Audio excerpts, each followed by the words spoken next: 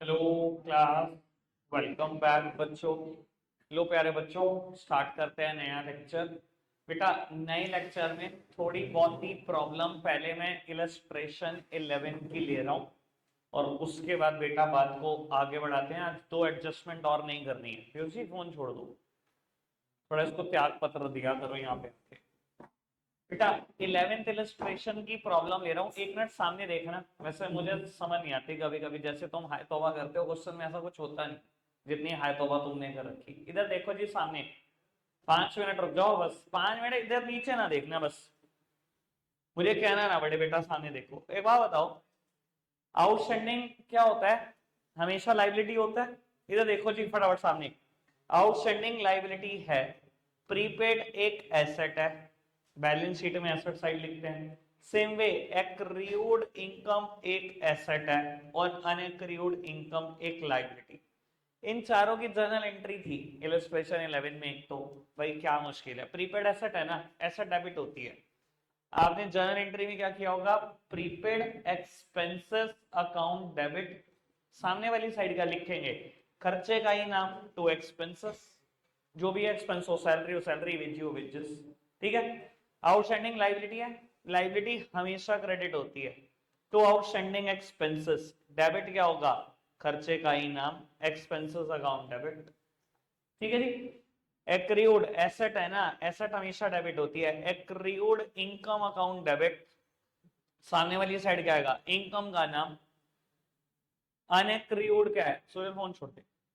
अनएक्रियूड क्या है? इसे उतार ले कान से भाई। अनएक्रियूड क्या है? एक लाइबिलिटी है। लाइबिलिटी हमेशा क्या होती है? क्रेडिट होती है। अनएक्रियूड इनकम को क्रेडिट कर दिया, डेबिट क्या होगा? इनकम का ही नाम।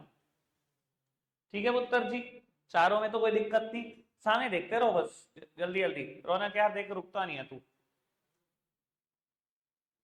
बाबू, क्लोजिंग स्टॉक याद है आपको? ट्रेडिंग अकाउंट बनाते थे, ट्रेडिंग अकाउंट में सेकंड आइटम लिखते थे बाय क्लोजिंग स्टॉक, यही करते थे। एंट्री बनाना, इससे कोई भी अकाउंट से जर्नल एंट्री तो बना सकते हो यार, बनाई है आज तक बहुत बार बनाई है बेटा। Closing stock debit to trading account, यही तो एंट्री होगी। ये जिसको आपने करके छोड़ दिया ना और प्रॉब्लम पूछ ली, ये इसको करके छोड़ दिया आपने। एक बात बताऊं, ये चार जर्नल एंट्री जो तुम छोड़कर आए हो ना, जर्नल एंट्री के चैप्टर में कराई हुई है, देखाओ। छोड़ के आ गया भैया, लेवल बढ़ा दो लेवल। पता नहीं क्या। Closing stock debit to trading account, level तो निकल ही गए तेरे सारे। बेटा बात तो समझ में आ गई। 5 कदम। डेप्रीसिएशन की एंट्री क्या होती है? दुनिया के सारे खर्चे सारे लॉस डेबिट होते हैं। डेप एक नुकसान है, फिक्स एसेट्स की वैल्यू को कम कर देता है। एंट्री हुई होगी dep debit to fix asset या dep debit to asset. 6 entry done, कोई दिक्कत तो नहीं। अब भैया रही बात 7th और 8th की, जो दो और थी बुक में ना। पहली एंट्री थी provision for bad and doubtful date की पूछी थी। फोर्थ पता नहीं, फिफ्थ शायद आपसे पूछी थी provision for discount on debtor की, ऐसी पूछी थी ना बेटा। डिस्काउंट ऑन डेटर की बात मैं अभी करूंगा, मेरा आज का मुद्दा है वो। Provision for bad and doubtful date की एंट्री बता देता हूँ, 1 मिनट के लिए सामने ही देखते रहना। अच्छा, अगर आपको याद हो, डेटर में से मैं माइनस करता हूं provision for discount on debtors. सबसे पहले बैड डेट माइनस करता हूं, न्यू बैड डेट। याद आ रही है बात? न्यू बैड डेट माइनस करते हैं। न्यू बैड डेट माइनस करने के बाद provision for bad and doubtful date minus करता हूं कि नहीं करता हूं? करता हूं। और इसी को कहां दिखाता हूं?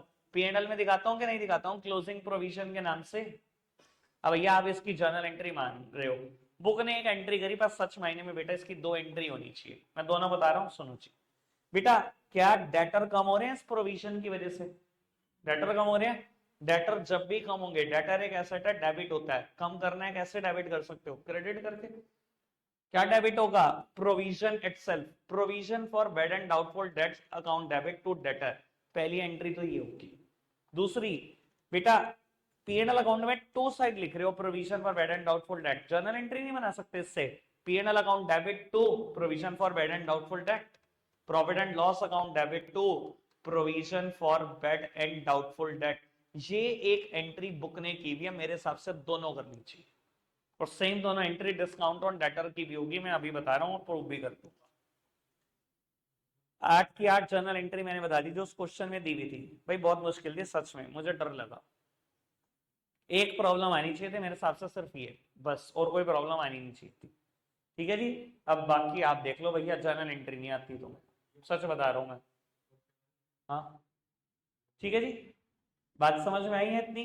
बेटा अब बात को आगे बढ़ा रहे हैं, एक नई एडजस्टमेंट का जिक्र करने जा रहा हूं मैं आपके साथ। एडजस्टमेंट नंबर 11 लिखना जी फटाफट से, मेरे साथ साथ जितना मैं लिख रहा हूं उतना लिखते चले जाओ।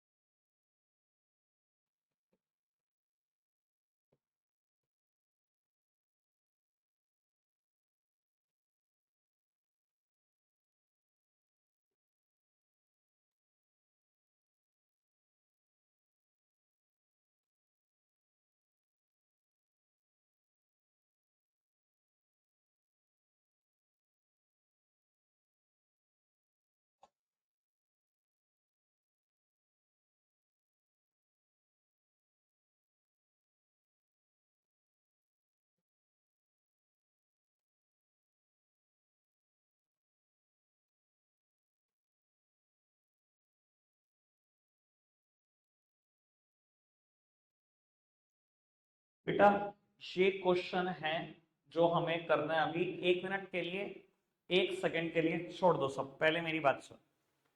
बेटा कल तक भी ये क्वेश्चन होता था, डेटर्स होते थे, बैड डेट्स होते थे, provision for bad and doubtful date होते थे। बेटा बैड डेट रिजर्व और provision for bad and doubtful date में कोई अंतर नहीं है। कभी बैड डेट रिजर्व वर्ड लिखा आ जाए या provision for bad and doubtful date word लिखा आ जाए, सेम थिंग है, बिल्कुल सेम थिंग। कहां पर लिखा हुआ है? क्रेडिट साइड लिखा हुआ है, पता है भैया, दुनिया में प्रोविजन एक लाइबिलिटी है, हमेशा क्रेडिट होता है, क्रेडिट साइड लिखा हुआ है। ठीक है जी भैया, नए बैड डेट भी गिवन है, नया प्रोविजन भी गिवन है। ये एक बात एक्स्ट्रा है बेटा, जितना आज तक सीखा है बिल्कुल वैसे ही करके दिखा दो, बस ये एक बात एक्स्ट्रा वो मैं सिखा दूंगा। लेकिन सुनो पहले मेरी बात, ठीक है? मेथड चाहे अकाउंट बनाने वाले यूज करो वो भी ठीक, नई अकाउंट बनाने वाले यूज करना कोई टेंशन नहीं। Old bad debt plus new bad debt plus closing provision minus opening provision, इतना काम निपटा दो। मैं थर्ड एडजस्टमेंट कर रहा हूं। केशव सुनी तूने मेरी एक भी बात? क्या सुनी? ऊपर की दो वाली बाद में करूंगा ना? अच्छा ठीक है, बस कर लिया फटाफट से इसको, चलो करना। बेटा मान के चल रहा हूं जितना सिखाया है उतना तो हो गया होगा, क्योंकि 2 दिन से बेटा पिछले एक ही एडजस्टमेंट चल रही है, provision for wait and doubtful date. ठीक है जी, सामने देखना जी। मैं फटाफट से आगे की थोड़ी सी बात करता हूं। बेटा इस क्वेश्चन में मुझे डेटर्स गिवन थे 8,35,000 के शायद। मैंने यहां पर पी एंड एल अकाउंट में फॉर्मेट बना लिया होगा, old bad debt plus new bad debt plus closing provision minus opening provision. बेटा मेरे पास ओपनिंग ओल्ड बैड डेट कितने थे? 25। Opening provision 60,000। ये सब ट्रायल में गिवन था, एक एक जगह पोस्ट कर दिया, सामने देखना चाहिए। बेटा क्वेश्चन कहता है नए बैड डेट हो गए 35,000 के। ठीक है जी, नए बैड डेट हो गए 35,000 के, उड़ा दो भैया। एक आदमी ने क्लियर मना कर दिया आपके मुंह पे, ये 35,000 में दूंगा नहीं, खत्म कर लो भैया। मैं अभी भी ये सोचता रहा हूँ कि मैं डेटर 8,35 पे दिखाऊंगा, 8,35 पे दिखाऊंगा, तो मेरी गलत बात है। अकाउंट्स का मतलब तो करेक्ट रिप्रेजेंटेशन करने से है। जब ये पैसे खत्म हो गए तो बेटा आपने कितने पैसे लेने आप लोगों से? 8 ही लाख। पर मुझे ये भी डाउट है कि ये सारे नहीं आएंगे। क्वेश्चन कहता है कितना प्रोविजन बना लो? 10%। मैंने बेटा नया प्रोविजन बना दिया, provision for bad and doubtful date 10%, 8 lakh का 10% मतलब 80,000। बेटा ये दोनों फिगर आपने दिखा दी होंगी न्यू बैड डेट और क्लोजिंग प्रोविजन के नाम से, और ये अमाउंट 80,000 बची होगी। इतने तो बात पुरानी थी, इतनी भी नहीं करी तो दिक्कत है ही है कहीं ना कहीं। अब सामने देखो बाकी बात। बेटा क्वेश्चन है का provision for discount on debtors भी बनाओ एट द रेट 2%। इसका क्या मतलब है बेटा, मुझे ये तो पता है, सुनो सामने देखो, पैसे लेने थे 8.35, एक बंदा आया 35 देने से मना कर दिया, पैसे कितने बच्चे लोगों से लेने वाले 8। अभी भी डाउट है कि 10% 80,000 और मर सकते हैं, यानी कि पैसे लेने कितने हैं लोगों से एक्चुअली में, अब 7-20 ही तो लेने हैं। पर मुझे ये भी पता है जो देंगे वो कौन सा पूरा दे देंगे, हर कोई आता है दुकान पे डिस्काउंट मांगने लगता है, एक तो उधार दो उसके बाद डिस्काउंट भी दो, यही होती है ना कहानी। दुकान में मैंने खाता खोला है कस्टमर का, उसने कहा जी कितने पैसे बैठ रहे, मैंने कहा जी 210 रुपये बैठ रहे, 200 रुपये दे, नमस्ते जी बाय जी बाय। यही करता है ना कस्टमर, हो गया बस हो गया होगा, ऊपर के कौन देता है जी, ये तो ये राउंड फिगर ये हिसाब रहता है ये वो करते हैं ना। तो मुझे डाउट है कि 2% पैसा डिस्काउंट में भी मर जाएगा। अच्छा जी डिस्काउंट में भी पैसा मरेगा, यानी कि 7-20 भी पूरे नहीं आएंगे, इसमें भी 2% जाएंगे, माइनस कर दो provision for discount on debtors, इसका 2% 14,400 रुपए, यानी कि बेटा जो पैसे आएंगे डेटर से वो 7,56,000 रुपए। अब भैया एडजस्टमेंट है, एक जगह तो जा ही नहीं सकती, दो जगह जाएगी। और अगर देखो सोच सकते हो तो सोचने वाला तो हमेशा ही परफेक्ट माना जाएगा। भैया अगर मैं डिस्काउंट दूंगा डेटर को, ये भी तो मेरा नुकसान ही है, अगर नुकसान है तो कहाँ जाएगा, P&L के डेबिट में। और रटने वाले बच्चों को तो स्कीम में सिखाई हुई है मैंने, अगर कोई चीज यहाँ माइनस हो रही है तो सेम साइड तो रहेगी नहीं बेटा, साइड बदल के जाएगी। तो यहाँ आएगा provision for discount on debtors 14,400 रुपए। मैं काम की बात बोल रहा हूँ बेटा, ध्यान रखना, पेपर में ये तीनों एडजस्टमेंट आती हैं ज्यादातर, और उल्टे सीधे सीक्वेंस में, कि डिस्काउंट को सबसे ऊपर चिपकाया होगा, बैड डेट को बीच में लिया होगा, provision for bad and doubtful date को आखिरी में लिया होगा। जो मर्जी सीक्वेंस दे दे यहाँ पर आपको, आपने नहीं फंसना, हमेशा ध्यान रखना पहले बैड डेट ही माइनस होगा, फिर provision for bad and doubtful date he minus होगा, और फिर provision for discount on debtor he minus होगा। सीक्वेंस हमेशा ये रहेगा। पहले मैं डिस्काउंट के बारे में नहीं सोचता, पहले मैं ये सोचता हूँ कितने पैसे बिल्कुल मर गए, फिर ये सोचता हूँ उसमें से भी कितने और मरने के चांस है, फिर सोचता हूँ जितने आने हैं क्या वो पूरे आने हैं या उसमें भी डिस्काउंट देनी पड़ेगी, ऐसा ही सोचता हूं मैं। समझ आ रही है बेटा बात, क्लियर बात। अब जाकर मैं बोल सकता हूँ ये एडजस्टमेंट 99% पूरी हो गई, अभी भी 1% किस्सा है। ठीक है जी, एक और क्वेश्चन लिखेंगे, फिलहाल आप ये सॉल्यूशन नोट डाउन कर दो, मैं क्वेश्चन लिख रहा हूँ बेटा, फटाफट से उसको सॉल्यूशन लिखो बेटा।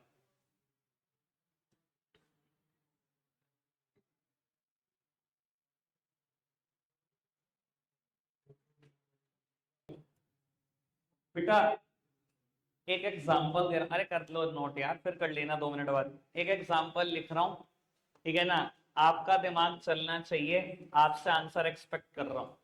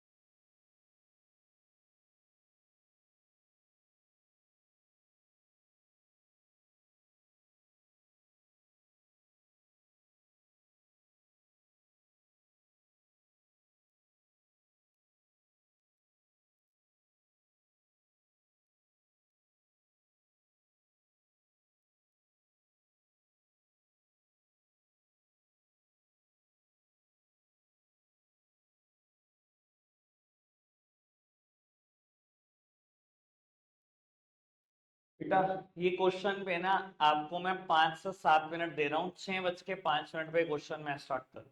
हो गया ठीक, नहीं हुआ तो देखते हैं, वैसे होना चाहिए ये मैं बता रहा हूँ। बस सामने देखना, सॉल्यूशन मैच करना, और उसके बाद बेटा P&L में तो वही सब कुछ लिखना था, old bad debt plus new bad debt plus closing provisions minus opening provision. अभी पता लग जाएगा भैया कितने समझते हैं कितने रट्टे होते हैं। और बेटा बैलेंस शीट में वही कहानी है, डेटर में से हम एक सीक्वेंस में चीजों को माइनस करते चले जाते हैं। बेटा कितने डेटर गिवन थे मुझे, 6,75,000 के शायद। ये समझ में आया था ब्रैकेट में क्या लिखा था, इंक्लूडिंग कार्तिक, क्या लिखा था मैंने, इंक्लूडिंग केशव्स डिसऑनर्ड बिल ऑफ 75,000। ये मतलब समझ में आया था क्या था इसका मतलब। इधर देखो, कभी मैंने ना केशव से पैसे लेने थे, इधर देखो जी, कभी केशव मेरा डेटर था, मैंने उससे पैसे लेने थे, ठीक है जी, उसके ऊपर बिल लिखा, उसने बिल भी एक्सेप्ट कर दिया, सब कुछ चल रहा था ऐसा, ठीक है। मैंने क्या किया बेटा, अपॉन मैच्योरिटी लेके चला गया बिल, उसके बाद मैंने कहा ला भाई पैसे दे, और उसने पैसे देने से मना कर दिया, बिल डिसऑनर हो गया। बेटा अगर मेरा बिल डिसऑनर हो गया है, मैं केशव को दोबारा डेटर बना दूंगा क्योंकि पैसे तो आए नहीं। एंट्री क्या करूंगा, cash debit to BR, BR book से खत्म हो गया, केशव डेटर बन गया। बेटा कहता है इस डेटर में 75,000 वो भी हैं जो केशव से लेने हैं डिसऑनर्ड बिल के। हाँ ठीक है तो है, डेटर में ही आने चाहिए, ठीक है ना जी, कोई दिक्कत तो नहीं, ये बात तो समझ में आई। बेटा ओपनिंग बैड डेट कितने दे रखे हैं, old bad debt 60,000, opening provision 1.25 lakh रुपए, ये तो सब दिखा दिया एक जगह पे। बेटा अगर आपको थोड़ा सा अंग्रेजी आती है तो नया बैड डेट ना 1 मिनट में निकल जाता, क्योंकि क्वेश्चन ने क्या बोला, 20% of the amount due from Keshav is irrecoverable, मतलब केशव से जो पैसे लेने उसका 20% आ नहीं सकते, मतलब यही तो नए बैड डेट है, यही तो नए बैड डेट है मतलब। और ये ऐसे छाती चौड़ी करके बैठ जाने से क्वेश्चन सही नहीं हो जाता, आगे गलत है, ठीक है जी। 20% निकाल दिया, 15,000 के बैड डेट है यानी कि नहीं, आपने माइनस किया होगा न्यू बैड डेट के नाम से 15,000 रुपए, ये आया होगा 6,60,000 रुपए। और आधे से ज्यादा बच्चों की खुशी फुल नहीं हमारी, आधे सब हमने ही ठीक किया, आगे गलत किया बाबू, रुक जाओ कंट्रोल करो 2 मिनट। बाबू सेकंड पॉइंट ने क्या कहा, कितना प्रोविजन क्रिएट करना है डेटर का, 10%, और आपने 6,60,000 का 10% क्रिएट करा, 66,000 यहाँ 66 चिपकाया, सब गलत। किसी और ने और कुछ किया तो हैंड रेस करो, इसके अलावा किसी ने कुछ किया तो बताओ।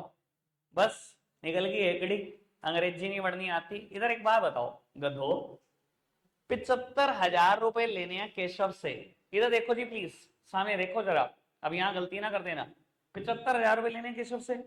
क्वेश्चन ने कहा इसका जो 20% है वो इररिकवरेबल है, ये 20% वैसे नहीं आएंगे। अच्छा जी 20% नहीं आएंगे, 15,000 नहीं आएंगे, इसका मतलब ये तो श्योर हो गया ना कि बच्चे 80% वैसे आएंगे।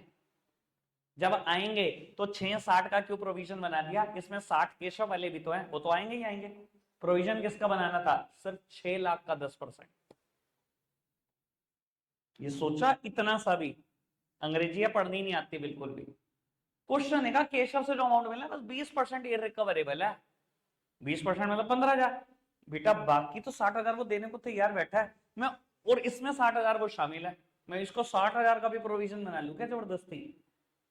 60 तो हटा के सोचो ना, 60 हटा के सोचो, यानी कि प्रोविजन किसका बताना है, 6 लाख का 10% बनाना है, तुमने 6,60 का बना दिया, एक भी नहीं है जिसने सोचा, यही सबसे टैलेंटेड है।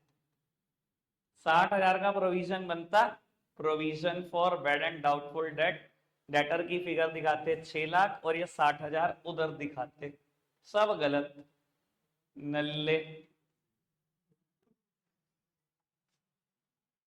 सही है, बहुत बढ़िया, रब को भी पता, मुझे भी पता, तुझे भी पता।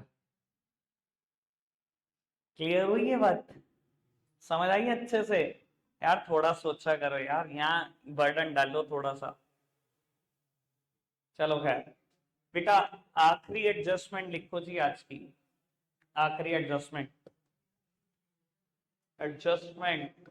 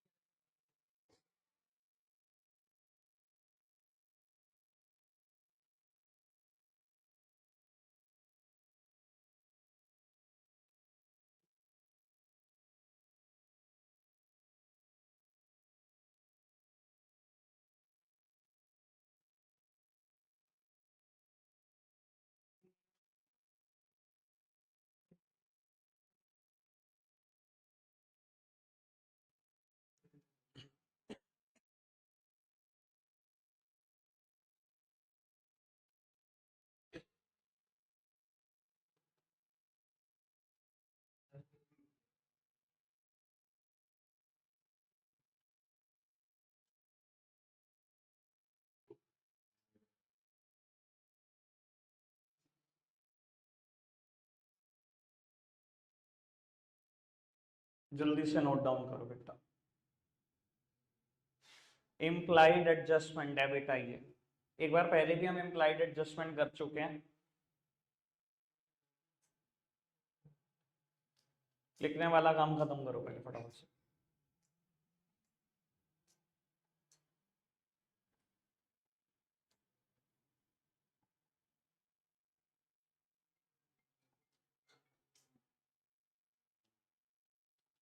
बेटा सामने देखना, एक दिन ना पहले हमने इम्प्लाइड एडजस्टमेंट लिखी है शायद 7th नंबर पे, या पता नहीं 9th नंबर पे, 7th या 9th में से एक नंबर है।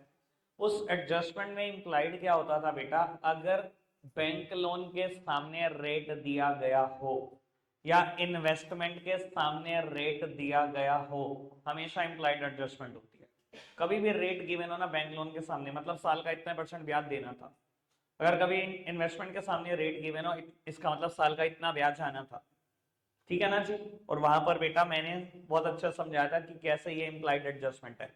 सेम वे बेटा यहाँ पर भी इम्प्लाइड एडजस्टमेंट है।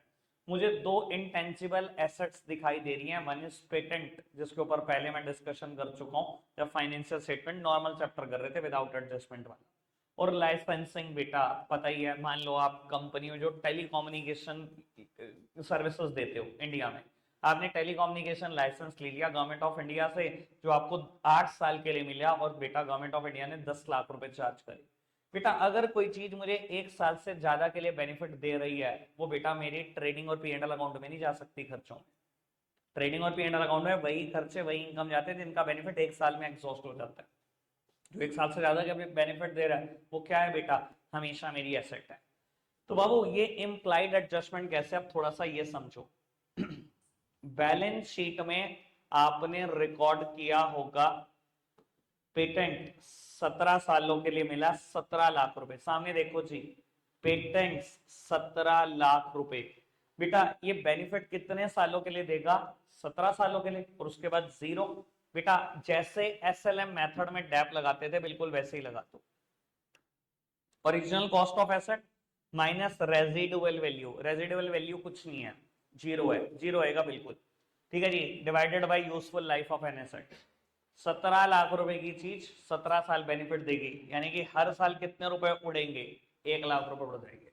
बेटा 1 लाख रुपए उड़ा दो जैसे डेप्रीसिएशन में उड़ाते हो, बस काम की बात, वर्ड डेप्रीसिएशन मत लिखना। Depreciation word tangible fixed assets के ऊपर लगता है, वो फिक्स एसेट जिनको टच किया जा सकता है, जिनको टच नहीं किया जा सकता। लाइसेंस को किसने टच किया भाई, पेटेंट्स को किसने टच किया, पेटेंट तो एक फॉर्मूला है, एक इन्वेंशन है, ठीक है ना जी, इनको टच नहीं किया जा सकता, ये इनटेंजिबल फिक्स एसेट्स है, इनके लिए वर्ड लगता है अमोर्टाइजेशन। रौनक भाई सुन लिया करो यार, इसको बोलते हैं अमोर्टाइजेशन। बेटा अमोर्टाइजेशन माइनस कर दो, कुछ और नहीं बेटा, है डेप्रीसिएशन ही, बस बेटा बोलना डेप्रीसिएशन नहीं है। अमोर्टाइजेशन के नाम के 1 लाख रुपए माइनस कर दो, 16 लाख रुपए दिखा दो। अब बेटा ये मेरा नुकसान है, एक जगह तो जाएगा नहीं, पी&एल अकाउंट में लिख दो to amortisation on patents, 1 lakh रुपए। हर साल ऐसे ही होगा बेटा, 1-1 लाख से कम होता जाएगा, कम होता जाएगा, 17वें साल क्या होगा, ऑटोमेटिकली ये जीरो हो जाएगा। ठीक है जी, 17 साल के लिए बेनिफिट मिल रहा है, बिल्कुल मिल रहा है। सेम वे बेटा लाइसेंस एक एसेट है, क्योंकि 1 साल से ज्यादा के लिए बेनिफिट दे रही है 10 लाख रुपए की। बेटा कितने सालों के लिए बेनिफिट दे रही है 10 लाख रुपए की चीज, 8 सालों के लिए, यानी कि हर साल 1.25 लाख रुपए डेप्रीशिएट कर, हर साल। बेटा बस डेप्रीसिएशन वर्ड लिखना नहीं, लिख देना इसको अमोर्टाइजेशन, काम डेप्रीसिएशन वाला ही है। 1.25 लाख रुपए उड़ा दो, 8,75,000, 8,75,000 रुपए की जाएगी नई बैलेंस शीट में, ये 1.25 लाख रुपए यहां भी चले जाएंगे। तो अमोर्टाइजेशन ऑन लाइसेंस 1.25 लाख रुपए, डन, बात समझ में आती है, ठीक है जी। ये थी सिंपल सी इम्प्लाइड एडजस्टमेंट। यहाँ पर अब हम एडजस्टमेंट नंबर 12 तक जा चुके हैं, 99% एडजस्टमेंट की कहानी खत्म हो चुकी है, अब रहेगी इक्का दुक्का छोटी मोटी बातें, जब क्वेश्चन आएगा तब देखेंगे, टोटल 15 से ज्यादा नहीं है, ठीक है ना जी। अब बेटा बस क्वेश्चन भगा भगा के करते हैं इसको, 4-5 दिन के अंदर अंदर बस खत्म करो, ठीक है जी, और स्टार्ट करते हैं। बस अगला हफ्ता छोड़ दो, उससे अगले हफ्ते से रिवीजन, सारा कोर्स खत्म अकाउंट। ठीक है जी, कोई दिक्कत तो नहीं है? ये बात समझ में आ गई है? बिल्कुल सिंपल बात थी। चलो ठीक है, इसे नोट डाउन कर लो। आपके लिए बस एक होमवर्क मैं बोल देता हूं, एक नहीं दो बोल देता हूं। इलस्ट्रेशन 7 और 8, इलस्ट्रेशन 7 और 8 दो होमवर्क रखते हैं आज के लिए। इतना ही है प्यारे बच्चों, बाय बाय।